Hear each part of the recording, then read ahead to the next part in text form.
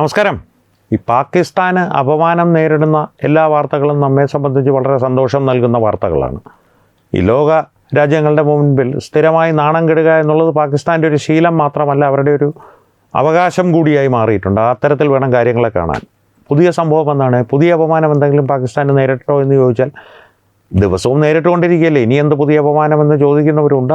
അവരുടെയും വികാരങ്ങളെ മാനിച്ചുകൊണ്ട് തന്നെ ഒരു സംഭവം പറയാം, പ്രേക്ഷകരുമായി ഒന്ന് പങ്കുവയ്ക്കാം. പാകിസ്ഥാൻ്റെ ഈ തെഹ്രീക്കെ ഇൻസാഫ് എന്നൊരു പാർട്ടി ഉണ്ടല്ലോ, പാകിസ്ഥാൻ PTI, നമ്മുടെ ഇമ്രാൻഖാൻ്റെ പാർട്ടിയാണ്. ഇമ്രാൻഖാൻ ഇപ്പോൾ ജയിലിൽ ഏതൊക്കെയോ തരത്തിലുള്ള സുഖചികിത്സകൾക്ക് വിധേയരായിക്കൊണ്ടിരിക്കുകയാണ്. ഒരു കണ്ണിന് കാഴ്ച പോയെന്നോ. നമ്മുടെ രാജ്യത്തെ കപിൽ ദേവ് വരെ ഇപ്പോൾ അദ്ദേഹത്തിന് വേണ്ടി ദയ കാണിക്കണം സർക്കാരെ എന്നുള്ള അപേക്ഷയുമായി ഇറങ്ങിയിട്ടുണ്ട്. ഇവരൊക്കെ ഈ പെഹൽഗാമിൻ്റെയൊക്കെ സമയത്ത് എവിടെ പോകുമെന്നുള്ളതാണ് എൻ്റെ ഒരു ചിന്ത. അതൊരു സാന്ദർഭികമായി പറഞ്ഞു എന്ന് മാത്രം. മറ്റൊരു അവസരത്തിൽ നമുക്ക് വിശദമായി ഇതൊക്കെ ചർച്ച ചെയ്യാം. ഇപ്പോൾ പാകിസ്ഥാൻ്റെ കാര്യത്തിൽ പറഞ്ഞാൽ ഈ തെഹ്രീക്കെ ഇൻസാഫിൻ്റെ ഒരു MP ഉണ്ട്. ഇദ്ദേഹം നാഷണൽ അസംബ്ലിയുടെ മുൻ സഭാധ്യക്ഷൻ കൂടിയായിരുന്നു, സ്പീക്കറും കൂടിയായിരുന്നു. ആളുടെ പേര് അസദ് കൈസർ എന്നാണ്. അസദ് കൈസർ, QUAISER ആണേ, കൈസറല്ല, നമ്മുടെ ഈ നായ്ക്കളെ വിളിക്കുന്ന അത് തന്നെയാണ്, അതിൻ്റെ ഒറിജിനൽ നാമമാണ് അസദ് കൈസർ. അദ്ദേഹം ഈ കഴിഞ്ഞ ദിവസം വലിയൊരു ആരോപണവുമായി രംഗത്ത് വന്നിരുന്നു. സംഭവം സത്യമാണ്. അദ്ദേഹം ആരോപിക്കുന്നത് അദ്ദേഹം സഞ്ചരിച്ചിരുന്ന ഒരു ഫ്ലൈറ്റ് ദുബായിൽ വെച്ച് ക്യാൻസലായി. ഫ്ലൈറ്റ് ക്യാൻസലേഷൻ എന്നുള്ളത് സംഭവിക്കുന്നതാണ്, സ്വാഭാവികമാണ്. പലപ്പോഴും ഇപ്പോൾ കാലാവസ്ഥയൊക്കെ വലിയ വ്യതിയാനങ്ങൾ നേരിടുന്നതുകൊണ്ട് ഇപ്പോൾ ഭാരതത്തിലേക്കാണോ അല്ലെങ്കിൽ പാകിസ്ഥാനിലേക്കോ വരുന്നതാണെങ്കിൽ വലിയ മഴക്കാലങ്ങൾ ഉള്ള പ്രദേശങ്ങളുണ്ട്. അവിടേക്ക് വരികയാണെങ്കിൽ ഫ്ലൈറ്റുകൾ റദ്ദാക്കുന്നത് സ്വാഭാവികമായൊരു നടപടിയാണ്. അങ്ങനെ അദ്ദേഹം സഞ്ചരിച്ചിരുന്ന വിമാനത്തിൻ്റെ സർവീസ് റദ്ദ് ചെയ്യപ്പെട്ടപ്പോൾ അദ്ദേഹം ഒരു ഹോട്ടലിൽ മുറിയെടുക്കുവാൻ ശ്രമിച്ചു. അദ്ദേഹം മാത്രമല്ല, ഈ എയർപോർട്ടിൻ്റെ പരിസരത്തുള്ള ഹോട്ടലുകളിൽ മുറിയെടുക്കുവാനായി ആ വിമാനത്തിലെ യാത്രക്കാരെല്ലാവരും ശ്രമിച്ചു. അദ്ദേഹം പറയുന്നത് പാകിസ്ഥാനികൾക്ക് മുറിയെടുക്കുവാൻ UAE ഹോട്ടലുകൾ വിസമ്മതിക്കുന്നു. അതേസമയം തന്നെ മുറികളൊന്നും ഇല്ലാഞ്ഞിട്ടല്ല, ലഭ്യത കുറവുണ്ടായിട്ടല്ല, അതേസമയം തന്നെ അമേരിക്കക്കാർക്കും ഭാരതീയർക്കും ആ ഹോട്ടലുകാർ രാജകീയമായ സ്വീകരണമാണ് നൽകുന്നത്. പാകിസ്ഥാനികളെ അവർ അർഹിക്കുന്ന വില തന്നെ നൽകി പുറത്താക്കുന്നു, അല്ലെങ്കിൽ അവർക്ക് മുറികൾ നൽകുവാൻ വിസമ്മതിക്കുന്നു എന്നുള്ളതാണ് ഈ അസദ് കൈസർ പുറത്തുവിടുന്ന വിവരം. അതൊരു ആരോപണമായിട്ടാണ്. UAE അതിനൊരു ഔദ്യോഗിക സ്ഥിരീകരണമൊന്നും കൊടുത്തിട്ടില്ല. കാരണം UAEയുടെ ഭരണകൂടം ഇപ്പോൾ വലിയ തിരക്കിലാണ്. കാരണം ഈ പാകിസ്ഥാനുമായിട്ട് നല്ല ബന്ധമുണ്ടെന്നൊക്കെ പറഞ്ഞാലും സൗദി അറേബ്യയും UAEയും ഇപ്പോൾ ചെയ്തുകൊണ്ടിരിക്കുന്ന അനധികൃതമായി അവിടെ കുടിയേറി പാർക്കുന്ന പാകിസ്ഥാനി ഭിക്ഷക്കാരെ തൂത്തുവാരി എടുത്ത് പാകിസ്ഥാനിലേക്ക് തിരികെ അയക്കുകയാണ്. അവർക്ക് ലണ്ടനിലേക്ക് പോകാമായിരുന്നു. കാരണം ലണ്ടനിൽ വലിയ സ്വീകാര്യത അവർക്ക് ഭരണകൂടം നൽകുന്നുണ്ടെന്നാണ് ഇപ്പോൾ അറിയാൻ കഴിയുന്നത്. അതും മറ്റൊരു വിഷയമാണ്. സാന്ദർഭികമായി പറഞ്ഞു എന്ന് മാത്രം. അപ്പോൾ ഈ അമേരിക്കയുടെയും ഭാരതത്തിൻ്റെയും ഒരു ശക്തി പ്രകടനം കൂടിയാണ് പാകിസ്ഥാനികൾക്ക് മുമ്പിൽ അവിടെ നടന്നതെന്ന് പറയേണ്ടി വരും. കാരണം ചിന്തിച്ചു നോക്കൂ, ഒരു 12-13 വർഷങ്ങൾക്ക് മുമ്പ് ഒരു പക്ഷേ ഭാരതീയരും പാകിസ്ഥാനികൾക്കൊപ്പം ആ ഹോട്ടലുകളിൽ നിന്ന് പുറത്താക്കപ്പെട്ടേനെ. കാരണം അത്ര ദുർബലമായിട്ടുള്ളൊരു ഭരണകൂടമായിരുന്നു അക്കാലത്തുണ്ടായിരുന്നത്. 2013 വരെ ഭാരതത്തിലുണ്ടായിരുന്നത് അത്ര ദുർബലമായിട്ടുള്ളൊരു ഭരണകൂടമായിരുന്നു.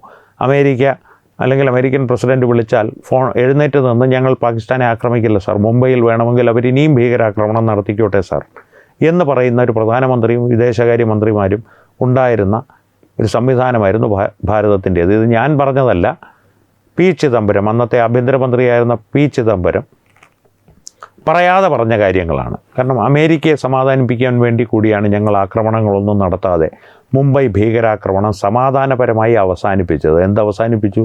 അന്ന് നിസ്സാരമായി തടയപ്പെടേണ്ടിയിരുന്നൊരാക്രമണമായിരുന്നു. ഉദ്യോഗസ്ഥന്മാരുടെ അനാസ്ഥയും രാഷ്ട്രീയക്കാരുടെ ആർത്തിയും കാരണം അത്തരത്തിലൊരു ഭീകരാക്രമണം നടത്തപ്പെട്ടു.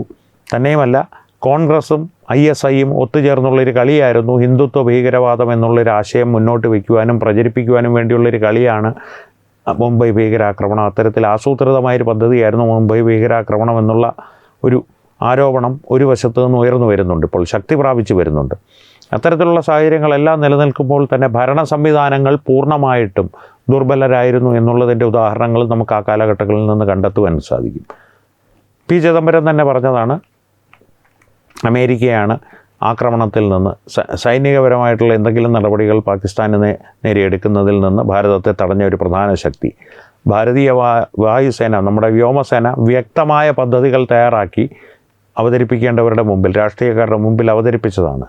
ഇത്ര മണിക്കൂറുകൾക്കുള്ളിൽ ഇന്ന ഭീകരവാദ പ്രസ്ഥാനങ്ങളുടെ ആസ്ഥാനങ്ങൾ പാകിസ്ഥാനുള്ളിൽ തന്നെ, ഏറ്റവും ചുരുങ്ങിയത് പാക് അധിനിവേശ കശ്മീരിനുള്ളിലെങ്കിലും നമുക്ക് തകർക്കുവാൻ സാധിക്കും, അതിനുള്ള പദ്ധതികളെല്ലാം തയ്യാറാണ്, ഉത്തരവ് മാത്രം ഇങ്ങ് തന്നാൽ മതി എന്ന് വ്യോമസേനയുടെ ഉന്നത ഉദ്യോഗസ്ഥന്മാർ രാഷ്ട്രീയക്കാരോട് പറഞ്ഞതാണ്. കോൺഗ്രസ്സുകാർ അതിനും സമ്മതിച്ചില്ല. അപ്പോൾ ഇത്തരത്തിലുള്ള ദുർബലന്മാരാണ് നരേന്ദർ സറണ്ടർ എന്ന് പറഞ്ഞു നടക്കുന്ന രാഹുൽ ഗാന്ധിയുടെ മുൻഗാമികൾ.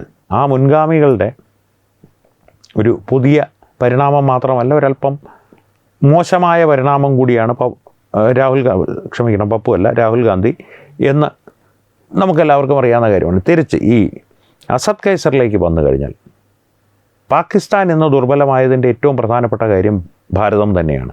ലോകരാഷ്ട്രങ്ങൾക്കിടയിൽ എല്ലാ കാലത്തും പാകിസ്ഥാൻ ഒരു ആഖ്യാന യുദ്ധത്തിലൊരു മേൽക്കൈ ഉണ്ടായിരുന്നു. കാരണം കൃത്യമായിട്ടുള്ള മനുഷ്യാവകാശ സംഘടനകൾക്കിടയിലും അമേരിക്കയിലെ പത്രങ്ങൾക്കിടയിലും ഒരു സ്വാധീനമുണ്ടാക്കുവാൻ പാകിസ്ഥാനിലെ ചാരസംഘടന എന്ന് പറയപ്പെടുന്ന യഥാർത്ഥ ഭീകരവാദ സംഘടനയായ ISI മുതൽ പാകിസ്ഥാനി നയതന്ത്രജ്ഞന്മാർ വരെ സൈനികോദ്യോഗസ്ഥന്മാരുൾപ്പെടെ ഉള്ളവർ വലിയ രീതിയിൽ ധനവ്യയം നടത്തിയിരുന്നു അവരുടെ PR വർക്കിനായി.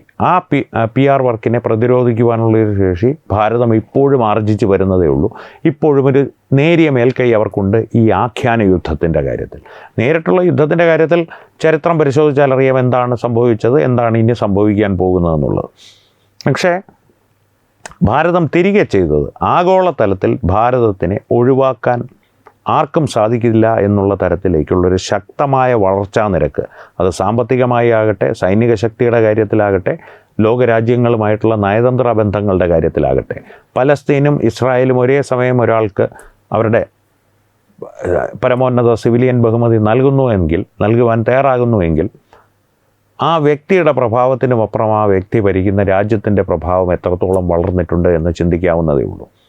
അതാണ് ഞാൻ ആദ്യമേ പറഞ്ഞത്. അമേരിക്കക്കാരെ പുറത്താക്കിയതിൻ്റെ ഒപ്പം പുറത്താക്കപ്പെട്ടതിനെ ഭാരതീയരും ഒരു 12-13 വർഷങ്ങൾ മുമ്പായിരുന്നു ഈ സംഭവം നടന്നിരുന്നതെങ്കിൽ, ഇപ്പോൾ നമ്മുടെ കുട്ടികൾ കാണിക്കുന്ന പോലെ പാകിസ്ഥാൻകാരെ ഇങ്ങനെ കാണിച്ചിട്ട് ഹോട്ടൽ മുറികളിലേക്ക് സൗകര്യപ്രദമായി ഭാരതീയർക്ക് പോകുവാൻ സാധിച്ചെങ്കിൽ അത് നമ്മുടെ രാഷ്ട്രം രാഷ്ട്രം നേടിയ ഒരു ഉയർച്ചയുടെ തെളിവ് തന്നെയാണ്. പാകിസ്ഥാൻകാരൻ്റെ കാര്യം പറഞ്ഞാൽ വഴിയിൽ പുതപ്പ് പോലും ഇല്ലാതെ പേപ്പർ വിരിച്ച് കിടന്നുറങ്ങേണ്ടി വരുന്നത് അവന്മാരുടെ കയ്യിലിരിപ്പ് കൊണ്ട് മാത്രമാണ്. അതാണ് ഈ വിഷയത്തിൽ അവസാനമായി എനിക്ക് പ്രേക്ഷകരോട് പറയാനുള്ളത്. ഈ വിഷയത്തിൽ ഇനി പ്രേക്ഷകർക്ക് പറയാനുള്ളതെല്ലാം കമൻറ്റുകളിലൂടെ തീർച്ചയായും ഞങ്ങളോട് പങ്കുവയ്ക്കുക. ഒപ്പം വീഡിയോ ലൈക്ക് ചെയ്യുക, പരമാവധി ആളുകളിലേക്ക് ഈ വീഡിയോ എത്തുവാനായി ഷെയർ ചെയ്യുക. ഏറ്റവും പ്രധാനപ്പെട്ട കാര്യം, തത്വമയി ന്യൂസിൻ്റെ യൂട്യൂബ് ചാനൽ നിങ്ങൾ ഇതുവരെ സബ്സ്ക്രൈബ് ചെയ്തിട്ടില്ലെങ്കിൽ സബ്സ്ക്രൈബ് ചെയ്യുക. അപ്പോൾ എല്ലാ പ്രിയപ്പെട്ട പ്രേക്ഷകർക്കും ഉത്രാട ദിനാശംസകൾ. വീണ്ടും കാണാം. നന്ദി, നമസ്കാരം. HIV അണുബാധ സന്തോഷപൂർണമായ ഒരു ജീവിതത്തിന് തടസ്സമല്ല. HIV അണുബാധയ്ക്ക് ഫലപ്രദമായ ചികിത്സ ഇന്ന് ലഭ്യമാണ്. ഇതിന് യഥാസമയം അണുബാധ കണ്ടെത്തുന്നതും കാലേക്കൂട്ടി ചികിത്സ നടത്തേണ്ടതും അത്യാവശ്യമാണ്.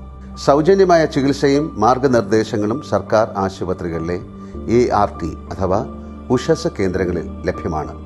ആരോഗ്യ സംരക്ഷണം ഓരോരുത്തരുടെയും ഉത്തരവാദിത്തമാണ്.